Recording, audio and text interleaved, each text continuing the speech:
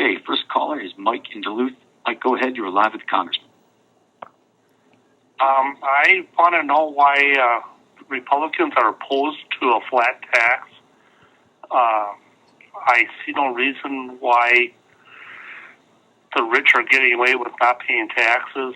I'd like to see a flat tax to eliminate the IRS and all of the tax loopholes. Yeah. That's a good question, Mike. Quite frankly, what we're trying to do, to be honest, we can't get through the Senate something more than we're trying the path to prosperity, which is a flatter tax code. It only has two tax brackets, a 25% tax bracket and a 10% tax bracket. It also eliminates a lot of the lobbyist loopholes that have been able to be exercised by those that are more wealthy than the rest of us.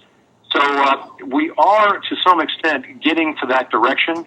But to be honest, I don't think there would be enough votes, both Democrat and Republican, to get through the House. And of course, unfortunately, Mike, in the Senate hasn't passed a bill, I think in 1,100 and some odd days in regards to a budget. So I don't see them passing anything in the near future regarding a budget. So what happens is we have to try to work around them and make sure that we have a budget on the House side to keep the government rolling. So I just don't think, it's not that nobody's objecting to a flat tax, but we can't get the Senate off the mark in passing anything. Right now we have over 30 bills over on the Senate side that Harry Reid will not take up and will not allow for open and honest debate. So I'm afraid that the flat tax would just be a non-starter and you wouldn't get enough votes to pass it over to the Senate. But we are trying to have a simpler, flatter, fairer tax code to ensure that people pay the taxes, and at the same time we don't stifle growth within the economy, because it's so important that our small business owners are incentivized to ensure that they can produce and keep on reinvesting their hard-earned money into their business and creating jobs, because the majority of the small businesses in the 8th district are small business, and well over 75% of those small businesses take their income, and I would say that's probably higher in the 8th, as S corps or LLCs, which means they take their income as normal income, like everybody else does. So when you're taxing, quote unquote, the rich, and we're still trying to get a good definition of who the rich are, when you start taxing the rich, what you're taxing is the guy who owns a hardware store in the small town, the guy who owns the gas station on the corner that buys your kids baseball jerseys for the summertime. So that's who you're actually taxing. And what they have to do is they can't absorb the taxes. What they have to do is pass them to the consumer, because the consumer essentially pays all taxes. Or two, they have to streamline their business. And you and I both mean that's code word for laying people off. I was just talking to a realtor today out of Brainerd who said because of the business, how tough it is, he had to lay somebody off. And until we get business rolling again, unfortunately, we're going to see a lot more of that. So, Mike, appreciate the question. Thank you very much. And let's get on to the next question. Okay, next caller is Ed in Aurora. Ed, go ahead. You're live with the Congressman. Hey, Chip, remember me from the Legion? Yes, sir. I think I do. I remember being there. Yeah, well, I had the issue with the U.S. Customs and Immigration. Anyway, the question I have for you is, when are you guys going to clean up the fraud and corruption in Washington? Every time you turn the TV on, somebody's spending money like it's water, and they could cut our taxes in half if they're running that government right. You know what? You hit the nail on the head. in the Transportation Committee, I fought hard against contracts for wasting taxpayer dollars and failure, for example, to develop NextGen. We have identified over $60 billion alone in duplicative programs, anywhere from $60 to $100 billion, depending upon the different types of analysis. And I couldn't agree with you more. But at the same time, everybody says that they want to get rid of fraud, waste, and abuse. Everybody says they want to get rid of duplicative programs. For example, early on, I tried to get, there's two things I've tried to, just recently too. Early on, I tried to get rid of the Institute for Peace.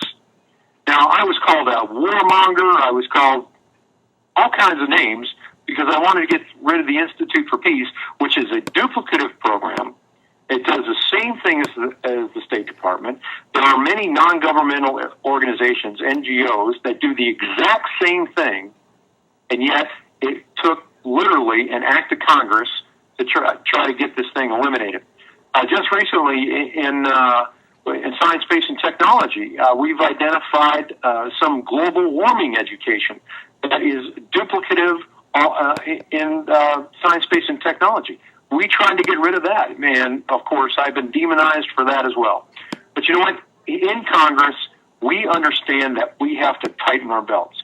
We understand that we are responsible for making sure that the taxpayer's hard-earned dollar is spent wisely and efficiently. And one of the things, too, Ed, is we have to understand that we are spending way too much money here in Washington. We had a $3.5 trillion budget in 2011, and we had to borrow $1.3 trillion of that. Now, one of the things, and who are we borrowing from? That's very important to understand, is that we are 46% of our debt is foreign owned. And 30% of that, just ticked up a percent, 30% of that is borrowed from China.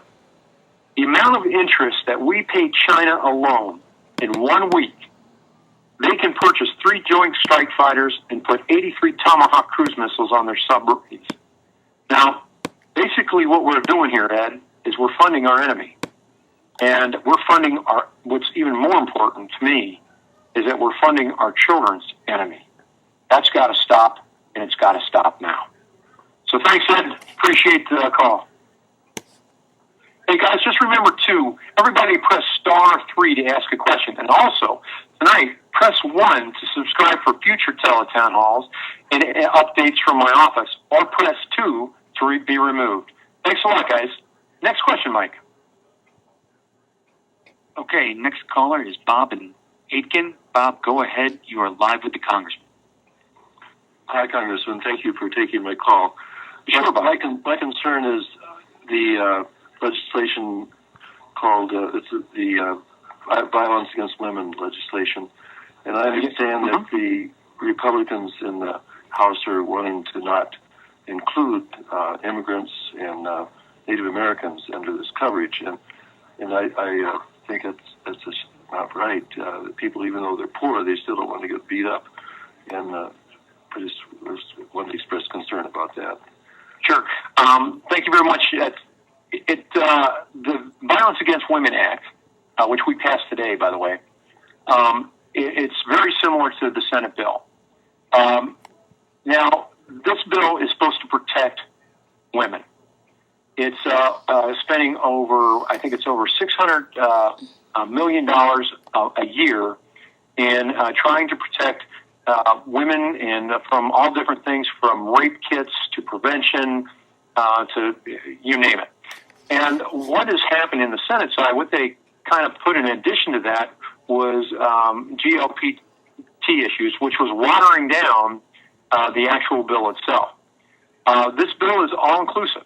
It doesn't really single out any one group, but the woman that actually brought it to the floor, Bob, is a police officer. She's a female congressman, a police officer, and also a victim of domestic violence. She understands the issues, and she is the one who actually authored this bill.